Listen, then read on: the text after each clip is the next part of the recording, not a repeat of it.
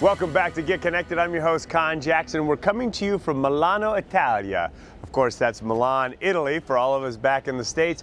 But all I can tell you is this is such a captivating historical place, second largest city in Italy, and also home to Leonardo da Vinci's The Last Supper. So much to discover, including all the great fashion houses here.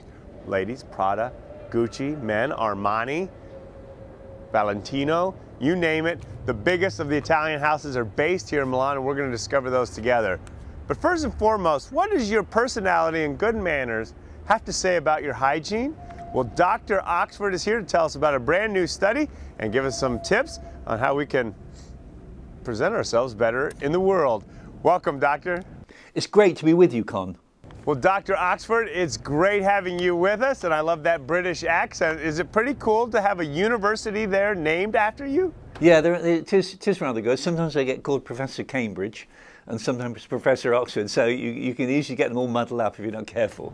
Well, Doctor, I know it's your passion, but tell us, what led you to write the best-selling book called Influenza? Oh, well, I think, and that's my basic expertise. When I started as a student, I met one of it's the way that chance happens in a career. I met a senior influenza person who was in the discovery team, again from St. Bart's, but he'd worked on it, and I just thought it was a pretty interesting virus, and I've been with it ever since. And I'm quite pleased with that. We were just talking here in the studio. I'm particularly interested in 1918 flu, but it goes on and on and on and on, the flu. All right, Doctor, here's the $1 million question. Why does the flu love the winter?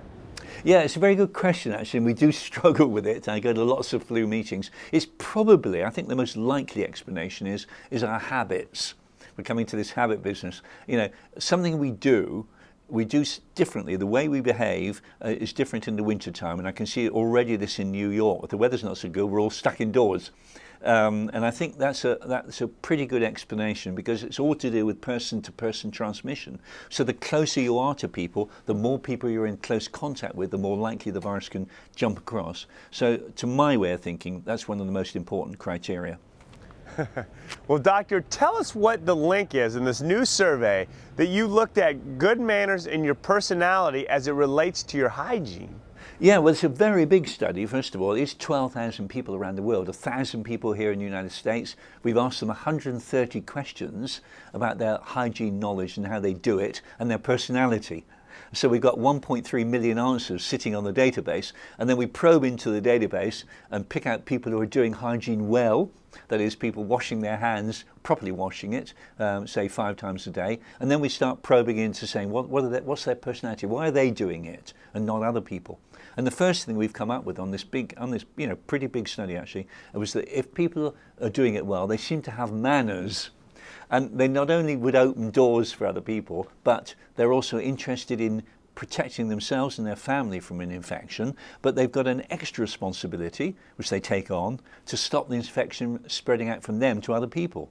So they're rather thoughtful characters with manners in the community, and it's that group that does the hygiene best of all, we picked up.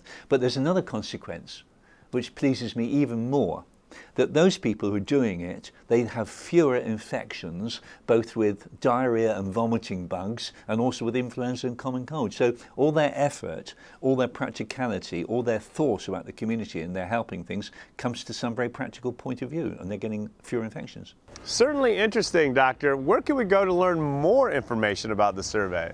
You can learn it quite a lot from the Hygiene Council website, hygienecouncil.com, and also from the website Lysol.com, and both those websites will tell you about these products. I mean, Lysol, I partner with Lysol, but there are other products as well, but they are formulated disinfectants. They will kill viruses, they will kill bacteria and break the chain of transmission.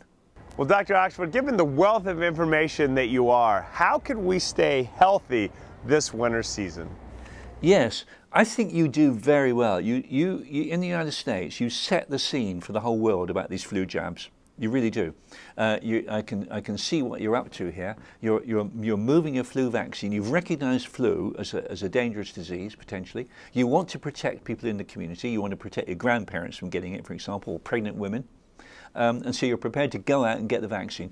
It will not only do you good to get this vaccine, but it'll help stop a chain. So you've got an excellent start. Now, what you have to do, and what we have to do in England and these other countries, and we're not doing as well as you at the moment with the vaccine, or actually some of us not as well with the hygiene, but we have to get the vaccine, the hygiene level up like the vaccine levels, because at the moment, however you look at it in the United States, you're still only got, even these best people, the people with manners and so on that we've identified, that it's only 58 or 59% of the population who are doing it, who get this hygiene level, that these 40% are not. So if you follow on your own thing, which is a very good point you made about the vaccine, you're getting more than 70% of the older group vaccinated, so you really need to get the hygiene, and we all do, this hygiene level up from 60% to 70%, even to 80%. And then I'd be very pleased to come back and come around my own country, and that would be a wonderful situation. Well, Doctor, thanks for the great advice and helping us keep healthy this winter season so that we might travel the world and come to places like Milano. Thanks for joining us. Yes, thank you, Con. Pleased to be here. Definitely a very interesting survey, but not as fascinating as this place. I keep calling it Milano because that's what the people here in Italia call it.